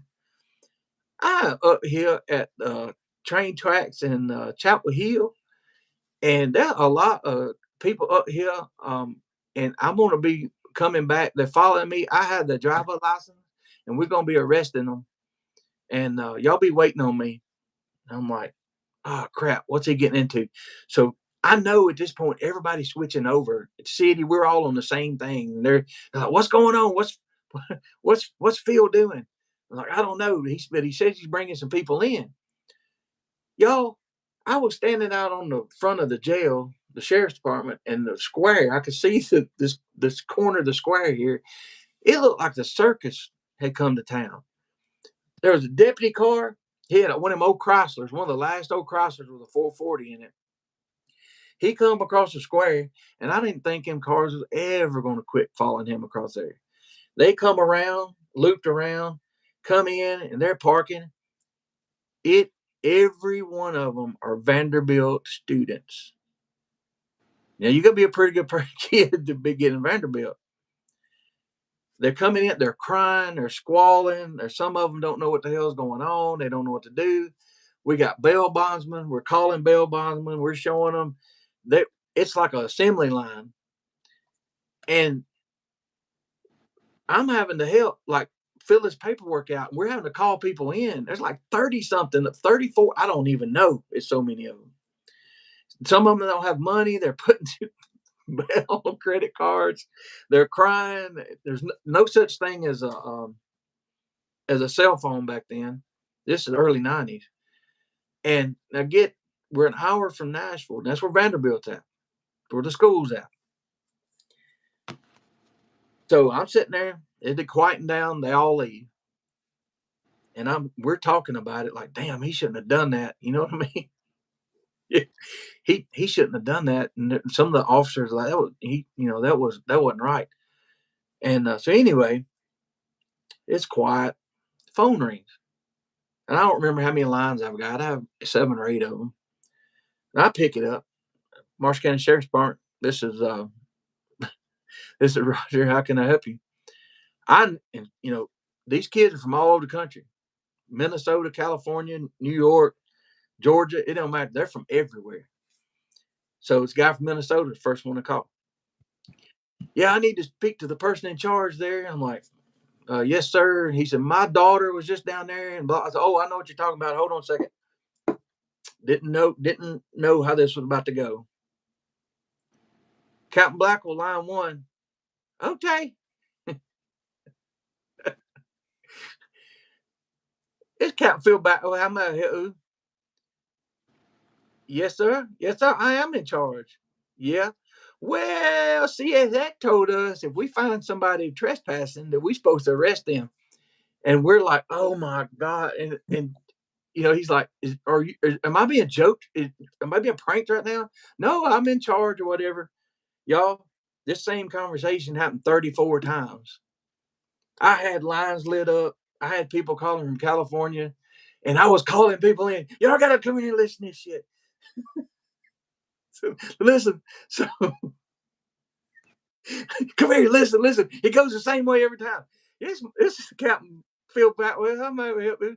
Yeah, ma'am, I am in charge. And I'm like, man, we're rolling. Like, oh my God, these people are calling from these places. And I can't do it justice, y'all. It just went on for like a long time. And I hate to kind of hope his family don't see this because he's such a good man. But we rolled. It was Hey, like, at the time y'all the evidence. oh, all right. So I was about 19. And I got a phone call. There was an apartment behind the jail, and the jail didn't have good windows in it. Okay. And so this guy I went to school with lived in this apartment, and phone rung. Marshall County Sheriff's Department. How can I help you? It wasn't a 911 phone. Roger. Hey, I got to tell you something, but you can't say nothing because the some bitches to kill me. He said they're hauling some shit up out of in bags up into the windows. There's this gold car back here. 2 ladies, and they're hauling stuff up. And I'm like, all right, I appreciate it. So I made I call like, hey, everybody, I need you to come in now. I got some mess going on here at the jail. City cops, county cops, whoever, troopers, they all come in there. They swarmed. What they were doing, they had laundry bags tied together, and they were hauling shit up. They were gonna have a party, and they brought it in there, and they brought it in there, and it was a fifth of whiskey, cold 6-pack of Sun Drops, oatmeal pies, and Nutty Buddies, and They just might not know whatever. what drops are. The what now? They might not know what sun drops are. Yeah, I mean, yeah, Sun Drop. You can Google that too. It's good. But Nectar. so anyway, they, my family ran a convenience store on the interstate for years, and that's what I did for a long time. So they said, well, we don't know how we can find them because we didn't get a tag number. I said, no, wait a minute. This has got a Quick Mart bag. There's only one Quick Mart open this time of night, and those Sun Drops are cold. So it's got to be from that store. Go ask, I'm 19 years old. Go ask the clerk if they saw a gold Plymouth or whatever. And man, they went over there, and we didn't hear nothing else about it. But but they had called him, but we didn't know it to this time. Well, the chief deputy was in there. He was there late that night, and he's like, "Man, this looks pretty good, Roger. You want a Sun Drop? Yeah, give me a Sun Drop. I got the Sun Drop.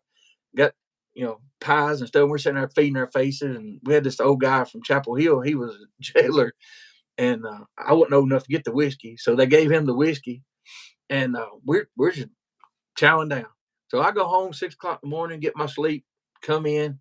I sat down at the desk, and it said a note says sheriff needs to speak with you ASAP. I'm like, what's gonna happen? Went in there, knocked on the door. Come on in. Sat down. You have a seat right here. He said, man, I heard you did some really good detective work last night. I said, I did. Hell, I didn't remember 12-hour shifts, He said, yeah, you the one you told them to go check out the Quick Mart, and they did. And he said the clerk knew exactly who it was, where they lived, knew what time they was in there, and we have a pretty good case against them, except for one thing. I said, what's that? He said, where's the evidence? We don't have no evidence. I thought, oh crap, we ate it. He said, you did what? He already knew. I said, we ate it. He said, where's the whiskey? I said, I didn't get the whiskey. So he called. I said, I told him who got the whiskey, and he called, and he done give it to his crew that's helping in the tobacco patch. They'd already drank it, so we didn't have any evidence. We ate every bit of it, drank every bit of it, and they had to let them go. But anyway.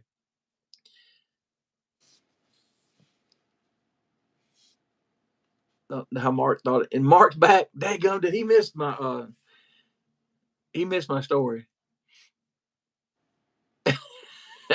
Well, Spencer's over. They had son up in North Carolina, didn't they? But I mean, he's up above that. Yeah, Pulaski, Tennessee, North Carolina. Maybe he snuck across the line, got some.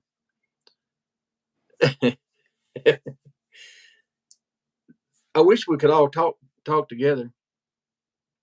Well, let's go to a 4-way or 5-way phone call.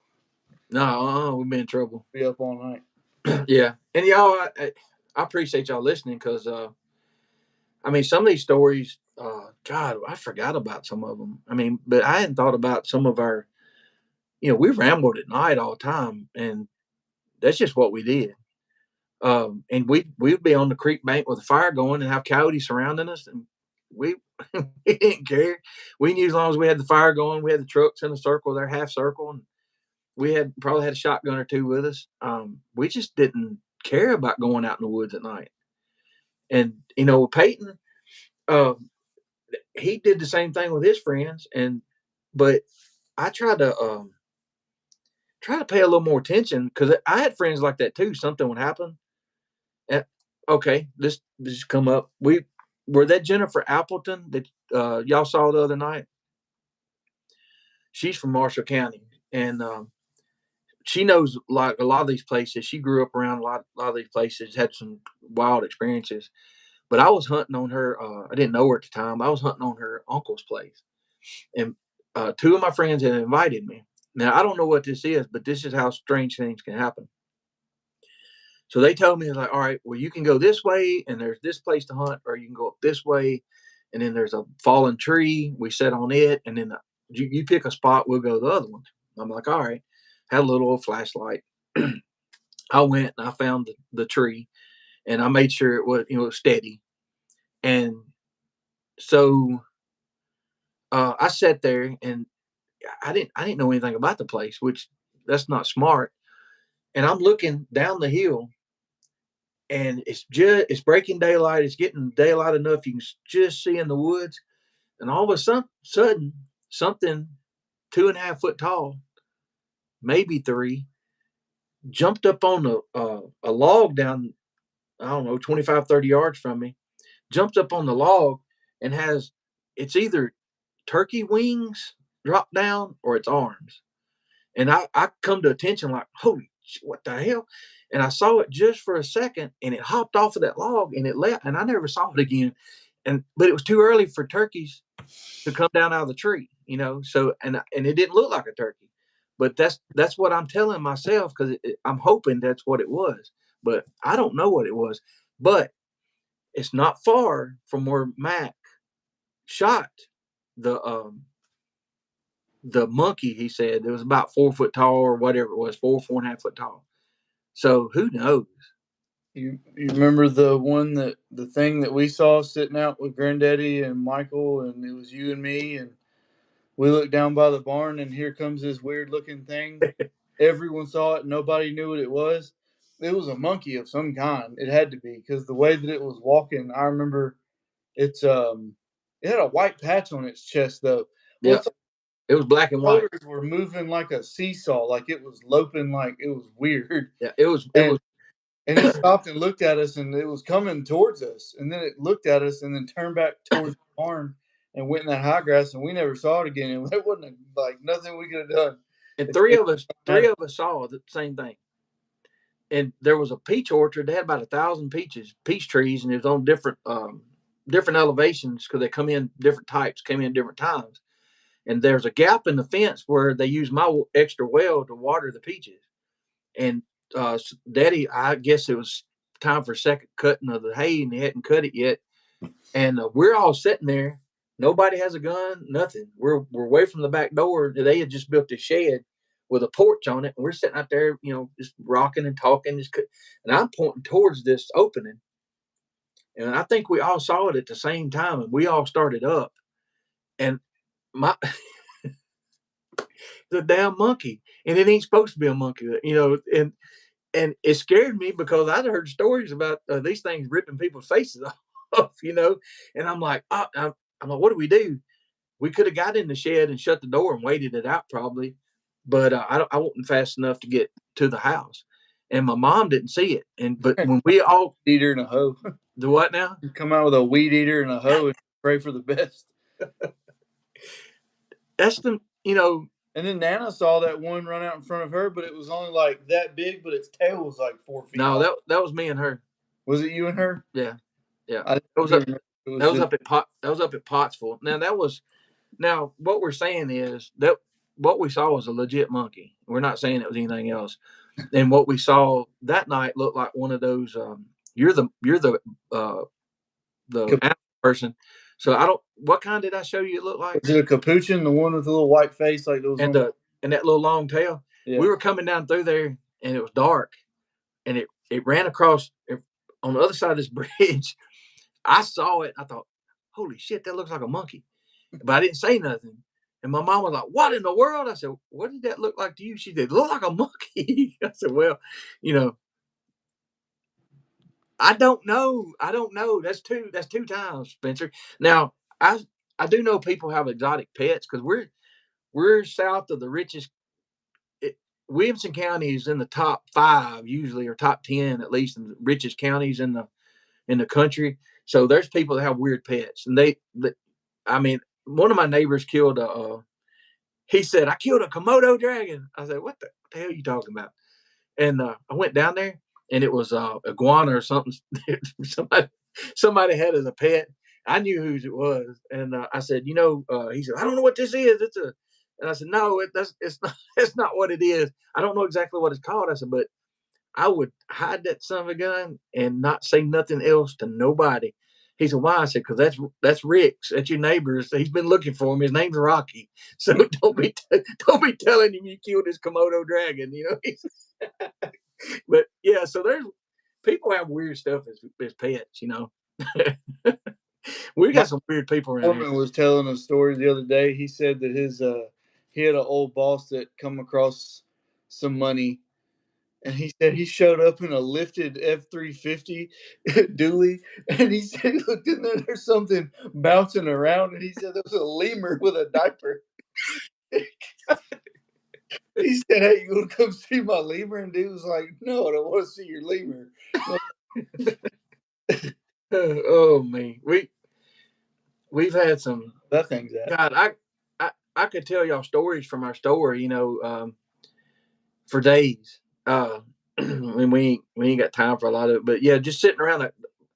We need to, sit around a campfire and talk, because I'm sure everybody could. It's just I had one kid I worked with years ago. We were talking. We were working together. Just we was by ourselves in a plant, and he said, "There's no way in the world all this stuff has happened to you." I said, "Well, dude, I used to get out and do things." I said, "You go in, you play, you leave here and play a game, and you go on the weekend, you play. You're 28 years old, you're playing a game." I said, "We used to get out and do stuff." So, This podcast want to see my lemur.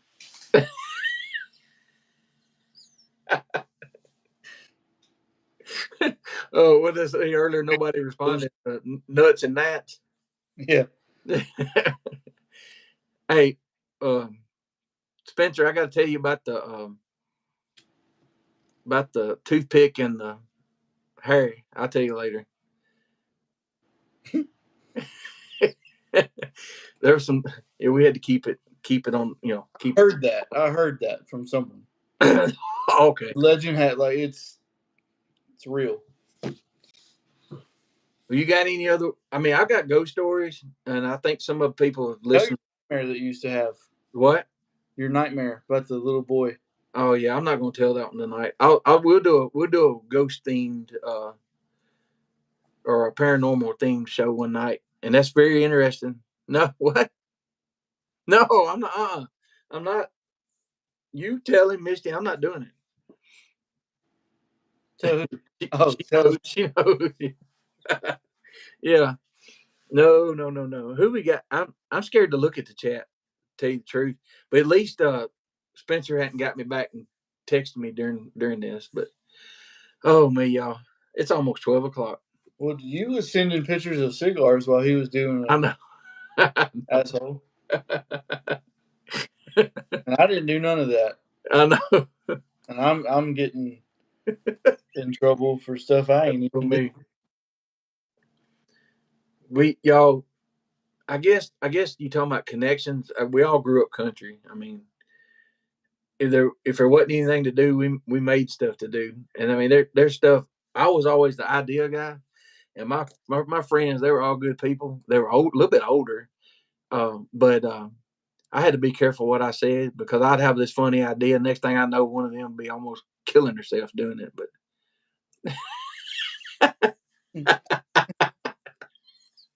it's awful. That's awful. What'd you say the first? I don't know why this popped in my head. The first time we went into like Academy or Dunham's and you saw the big thing of tannerite, and you were like, Jesus Christ, if that shit was available when I was a kid, there wouldn't be no fish in any pond. The rivers would be dry. Yeah. Yeah. All my friends, y'all just don't know. Anyway, we're gonna get off here, and if y'all do a crazy show, let me know, and maybe we can jump. Rename this episode Bigfoot bullshit and everything in between. Yeah, I know. I didn't. What did I? Have you had any more experiences, Peyton? Oh, I know. Flat Rock. That's right. But that's a good hurt though when you laugh too hard. I hadn't done. As you get older, and Greg had talked about how nice it was to do that. We used to do it all the time. Okay, we used to do it all the time. That's what we would do, and some of my best memories are just sitting around and laughing about stupid, just stupid stuff. And Peyton, when he was little, I would make up stuff and songs and stuff like that, and And as he got older, I wasn't thinking about him and making jokes and what do you call it, practical jokes and stuff. I wasn't thinking about him getting old enough to get me back with some of it. But it's I guess it's nice to go do that stuff because that's when everybody's relaxed and whatever, and then you can tell, you know, Greg tell a story and have everybody laughing. Well, Spencer might trigger a memory for him, and that's some of the most fun times. Y'all, look, I've got so many stories. Yeah, some that you can't tell on the internet. Like I've got so many stories that I know. Sorry, Spencer, I'm gonna make you a mod. Yeah. Um, he told me one time that I was a real life Forrest Gump. And I didn't know whether he was being funny or trying to hurt my feelings or what. But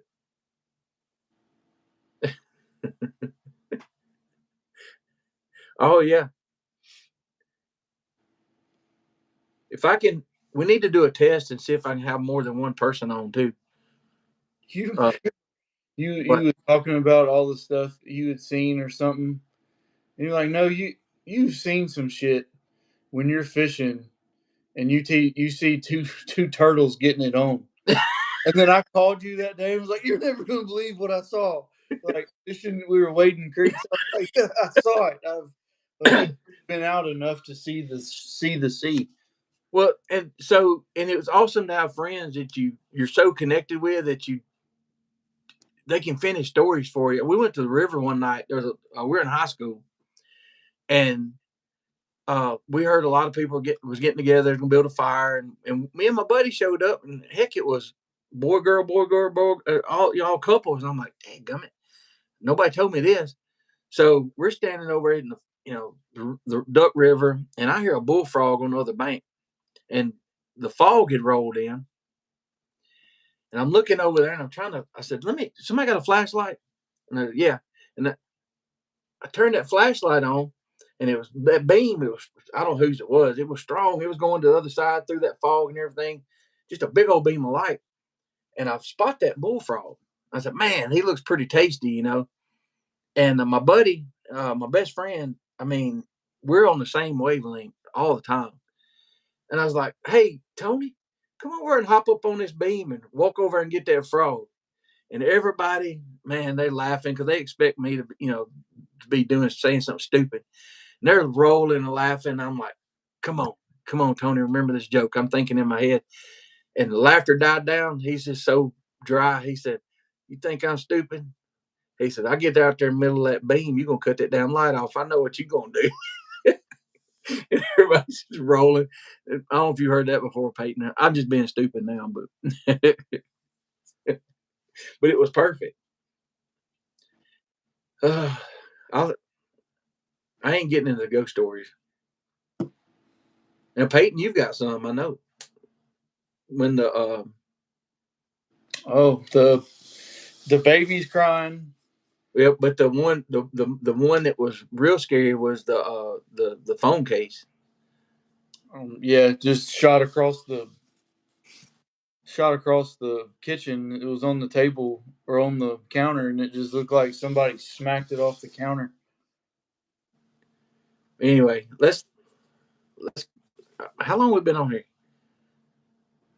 2 minutes from 2 hours. All right, guys. I appreciate y'all.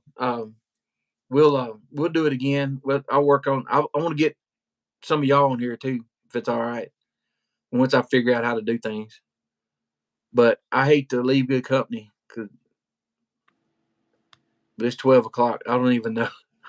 Is Heather going to bed? Yep, She sleep or she gone? she gone. She's in. I'll probably keep her awake. All right, y'all. We'll see y'all later. Y'all be. No, I ain't. Never mind. Just y'all be yourself. Hey, we need to do some cooking videos too. Yeah, send that to us. Do you see that, Peyton? Nope. What was She it? have a video of them cooking up a snake. It's Who cooking up? 1 a.m.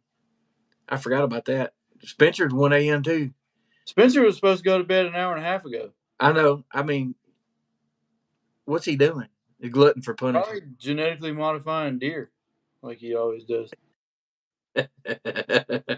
Thank y'all. We're just BSing. It. Thank you. Yeah. It's. Hey. It's all about it. Like Spencer said today. It's all about having fun, and we. I don't know if it's the country or I don't know what it is, but I guess once you experience some things, shut it, Peyton. All right, y'all. I'm getting off here this time. See you later. Peyton, don't say nothing. Don't no cuss words till we're off here. I don't know how to cut us off. See y'all later.